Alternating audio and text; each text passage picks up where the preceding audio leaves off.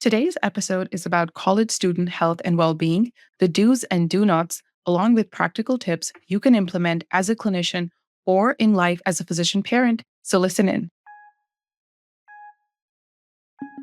Hey, this is Brad Block, host of The Physician's Guide to Doctoring. This is a personal and professional development podcast for physicians where we have experts on the show that try to teach us everything we should have been learning while we were memorizing Krebs cycle.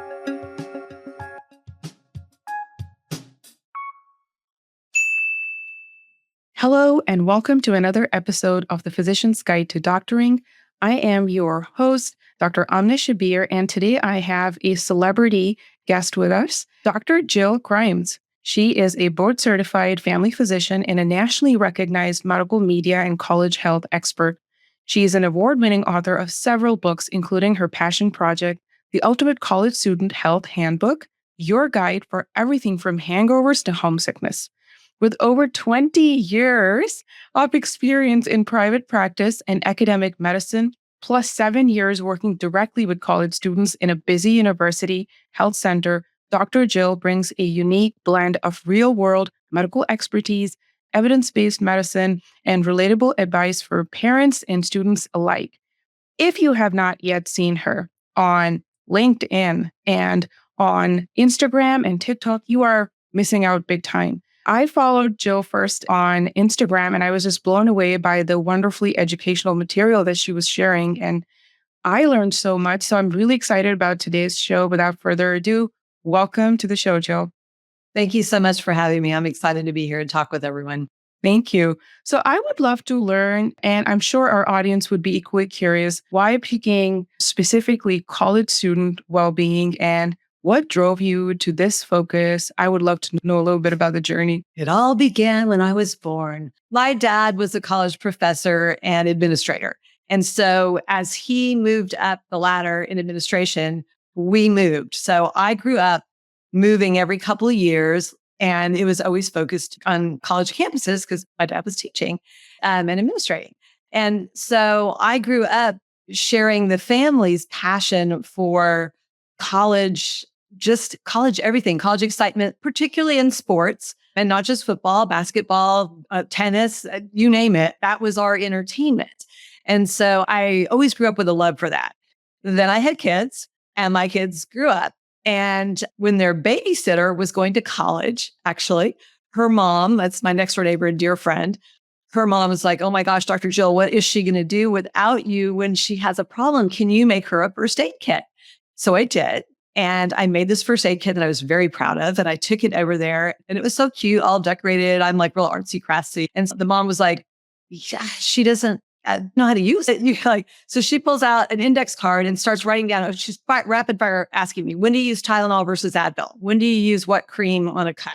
All this kind of stuff. What started off as these little index cards, as I started making these first aid kits for college students as high school graduation gifts, ultimately became a 26-page laminated booklet, and then eventually became this book.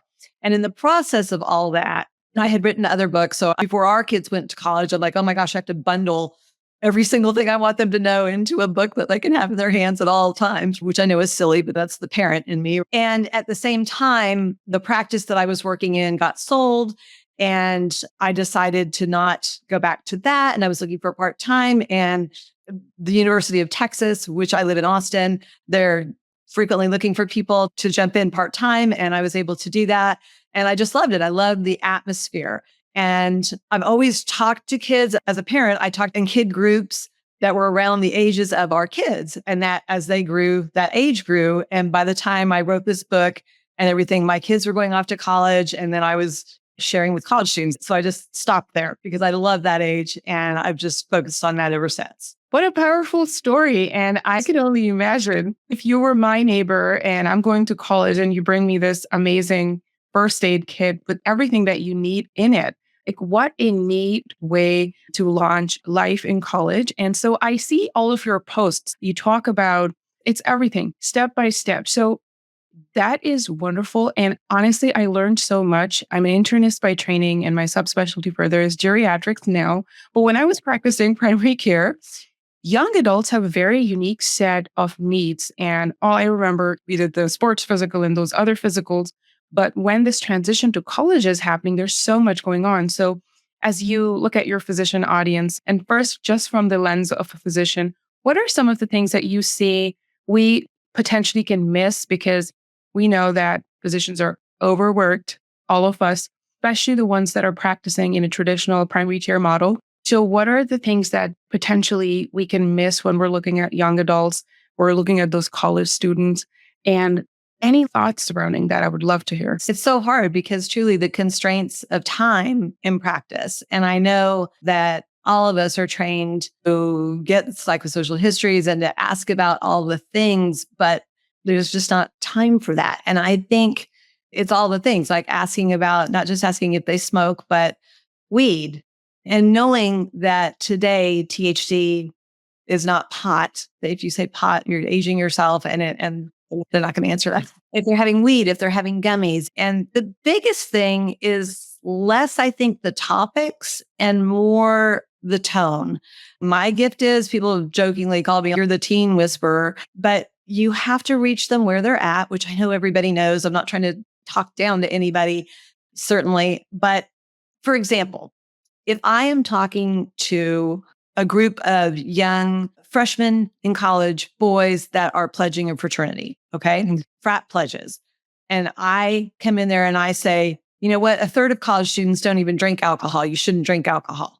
It's bad. And you're 18, you're not legal. And I'm taking this to an extreme, obviously. But the reality is probably close to 100% of their peer group, and not in every fraternities, and I'm not trying to pick on Greeks, but in that peer group, the vast majority of people drink and they binge drink on weekends. So it's not going to be effective to give them a statistic, even if it's true. I think it's more about changing the way that we talk. What is your experience? What percentage of your friends drink or use weed or are using gummies? You say they're anxious and they're there for insomnia and they can't sleep. So what all have you tried? And they're going to tell you that they've tried Benadryl. They're going to say Benadryl, Tylenol PM, because they don't realize that's just more Benadryl, and maybe NyQuil. And they're generally not going to say, and gummies, or I tried a Xanax. This that my friend gave me because I'd been up 3 nights studying for Gen Chem and I couldn't sleep. So being able to just ask those things, anything else, and have you tried, with an open tone, open body language of, have you tried gummies? And I think a lot too is what I find from so many of my physician friends. They ask me stuff all the time. They're like, I have no idea. What's the difference in the THC concentration and all that stuff? So some of it is just added to your list of CME, but learning some of those things. So as a clinician, those are the things that I think get missed, is by not going there, not asking some of these things in a non-judgmental tone. I love that you said that, because the time period we're looking at, yes, there's a lot of anxiety. And I will say a disclaimer that my daughters right now are very young. And the thought of them leaving for college gives me anxiety and sweating and panic already. But this recognition that these young adults are going through a tremendously challenging time where they're leaving home, they're starting their new lives, and the academic pressures that are on them. And I look back at my time, and that was really challenging. You are trying to make something and then on top of that, there are all these societal pressures. I love that you said keeping an open and non-judgmental tone, because that's the only way you're actually going to reach out and connect with them. And also this recognition that we have to have this continuous CME in terms of updating. I'll see one of your Instagram posts and I'm like, I had no idea. Yeah. And the thing with THC is obviously cannabis is still not legal everywhere, and we don't have a ton of science. And I try and practice evidence-based medicine. And a lot of times when I talk with students, what I share, I lead with, look, I'm 100% biased against it. And here's why. I only see the bad outcomes. And if you lead with that rather than saying, oh my gosh, it's horrible, it does. And I think a lot of it is horrible.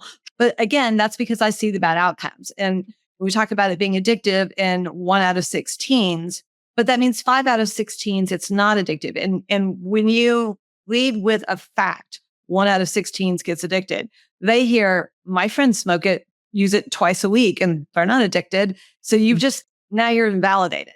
So I think that setting is really important. I'd like to address what we as physician parents maybe can do better before our kids launch to help them when they are healthcare adulting. Can we go there for a little bit? Absolutely, please, because there's a lot in the audience that are listening very cleanly to that.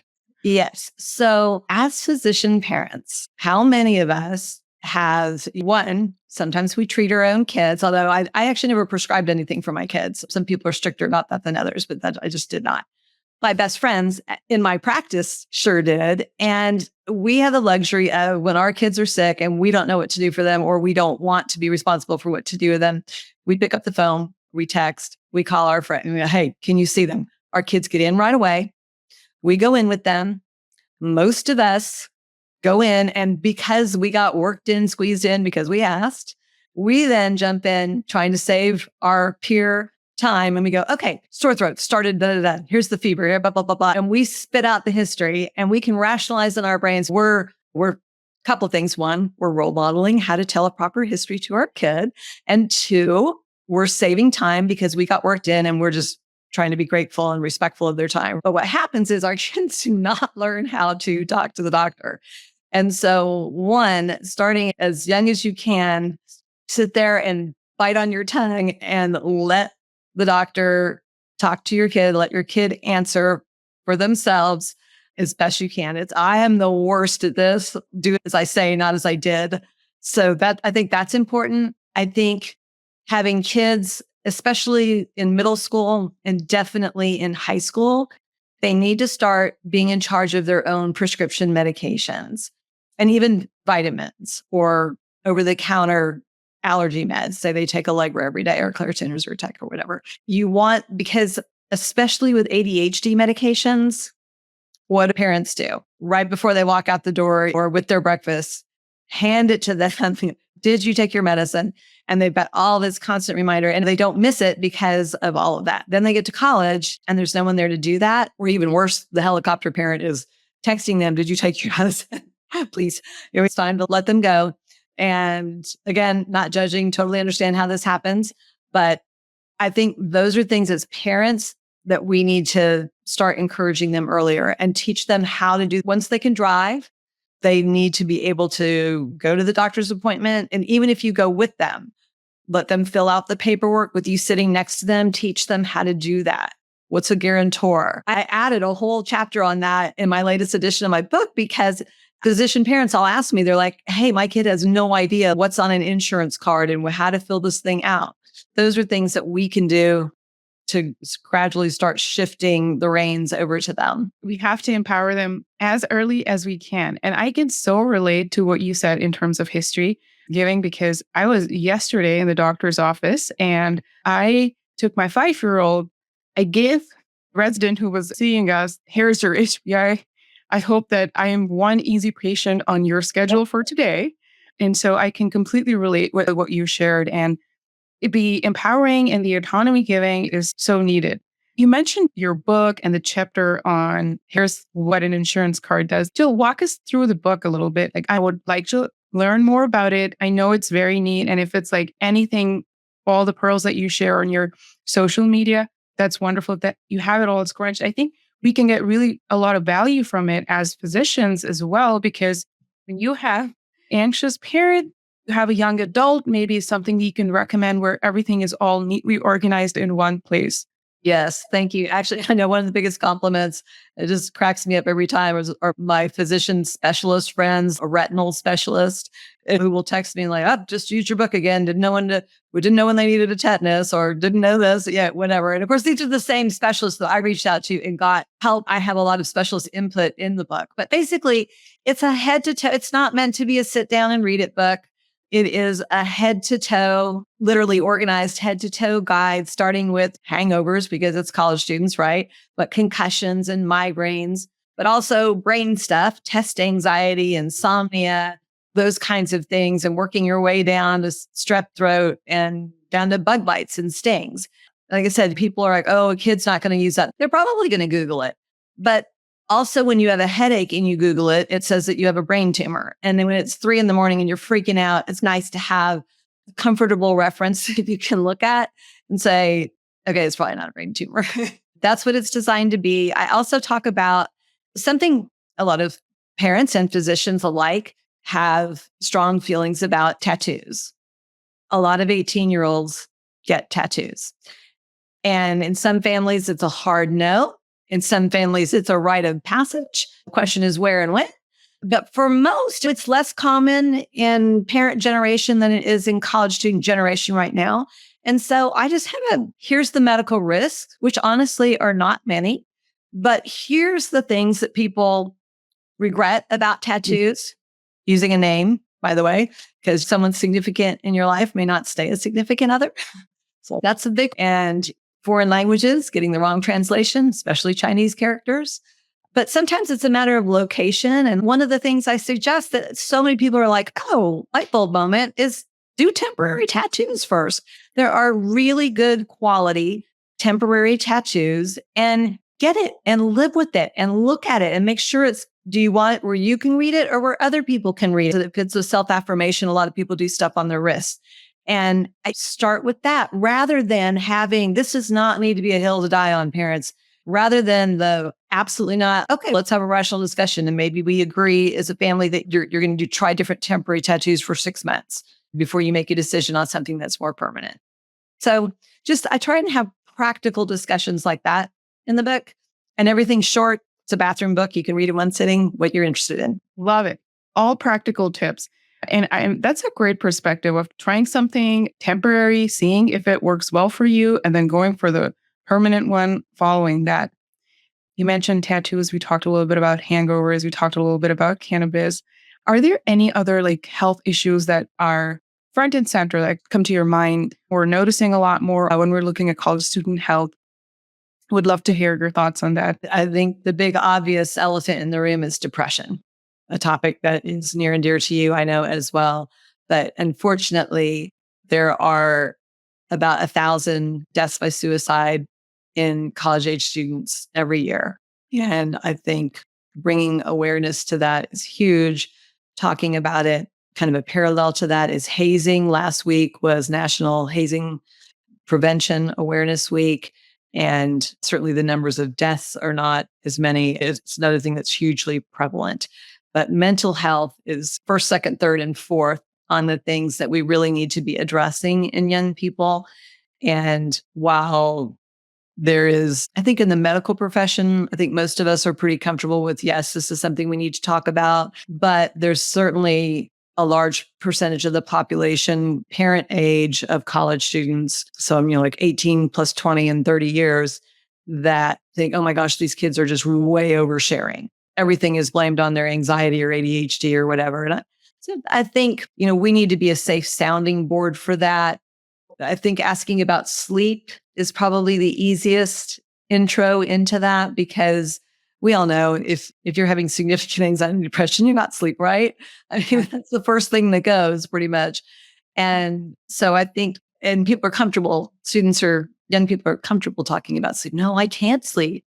No, my brain, I can't shut it off at night. It just won't stop. And then you can start into talking about, are you looking at social media? Are you playing the comparison game? All of those things are a natural lead into that. I think that's the big elephant in the room. We have to talk about it more. And thank you for doing so, because we have to normalize, we have to destigmatize so that individuals can ask for help.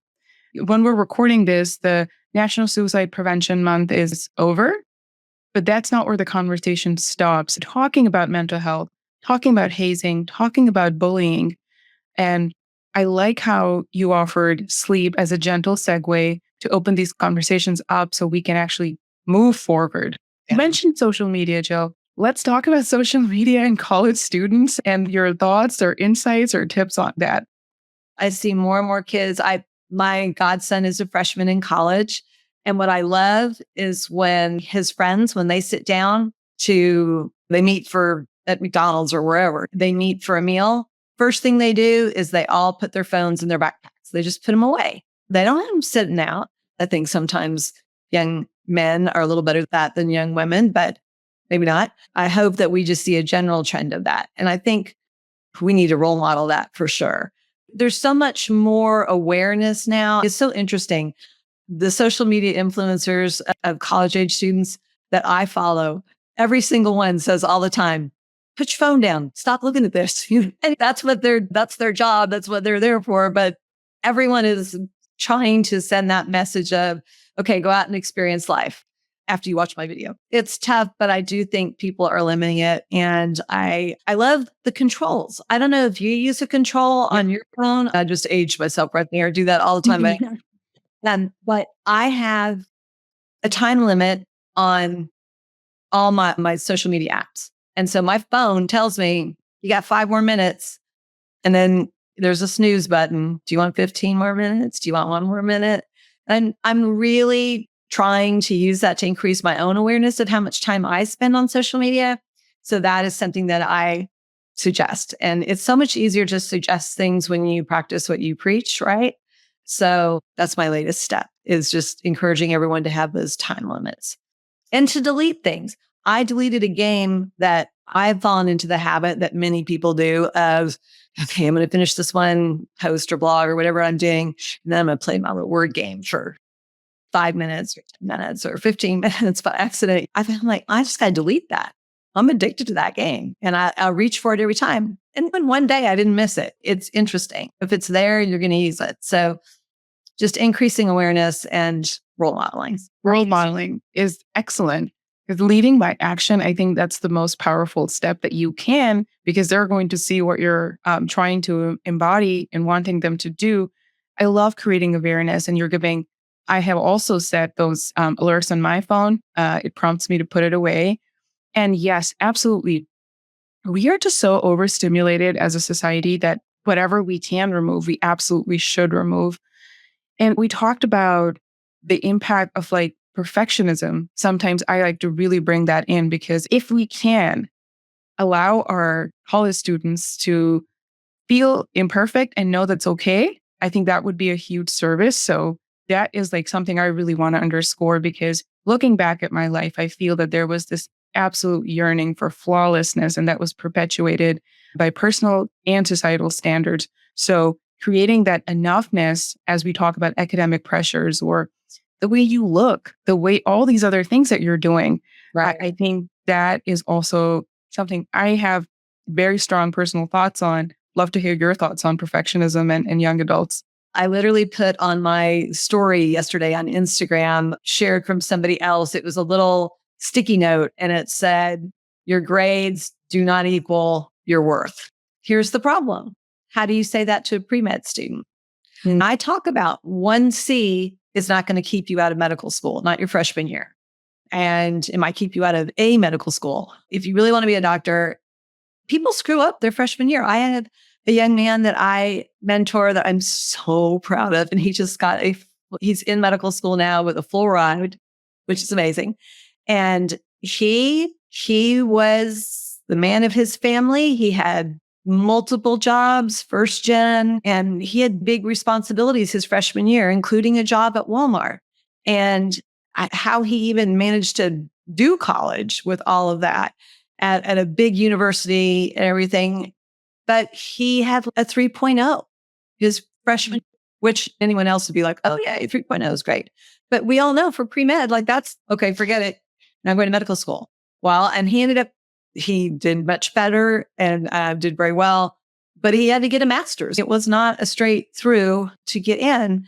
But I don't know how we can honestly talk about not worrying about perfectionism with grades with pre-meds. It's a problem, other than what I say. But I would love a better solution. I don't have one, but I do definitely, I encourage people to look at the big picture. And more people are doing gap years between undergrad and med school. And I think those gap years make a difference. A lot of people are getting masters in their year to up their grades and such, but also life experiences, Peace Corps, just working. It doesn't have to be saving the entire world. It can be working as a medical scribe or getting those different experiences. But I definitely try and focus on some of that when I'm talking with pre-meds.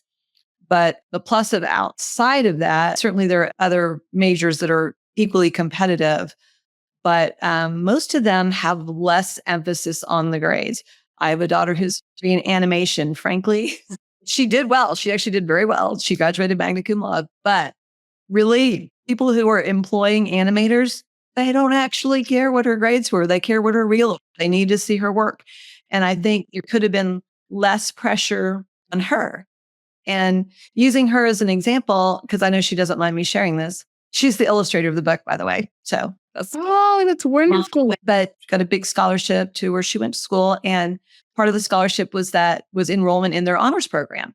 And I remember asking her, I'm like, do you want to do this program? I mean, she's super smart and really great in math and science, but she hates writing. She is not a sit down and write papers. And it's better professors. And she spent a day there. And she was super fired up till midway through her freshman year. She had 9 papers due in her 5 classes. And guess what? It did not go well.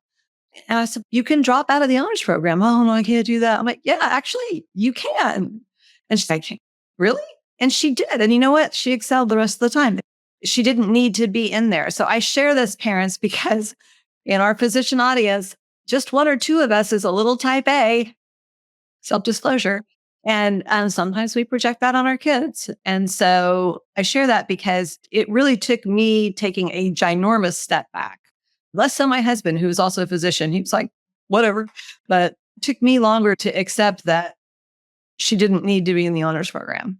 So there you go. Thank you for sharing that, because that is how we actually address it. It's one of the ways as we model, we openly talk about it, that this is a problem and we have to talk about it, because perfectionism is one of the leading causes towards people taking their own lives. And Yes. so it's an important factor as a physician parent. You modeled that. It's wonderful. Thank you for sharing that. I am a byproduct of a dual physician household as well. So we try not to pass that along to my littles. Jill, as we wrap up for today, this has been so fabulous, everything that you've shared. What are the biggest takeaways you would like to say as we wrap up for today? I think what I would like to say is, since my focus is teens and young adults, to try and be as open as you can with your conversations. Try not to have fishing expedition conversations. Are you using pot? Is your boyfriend drinking? Is your girlfriend drinking? Hey, you could just ask, what percentage of your peers are doing X, Y, or Z? And just as an open conversation, or not to be self-promoting, but use my book.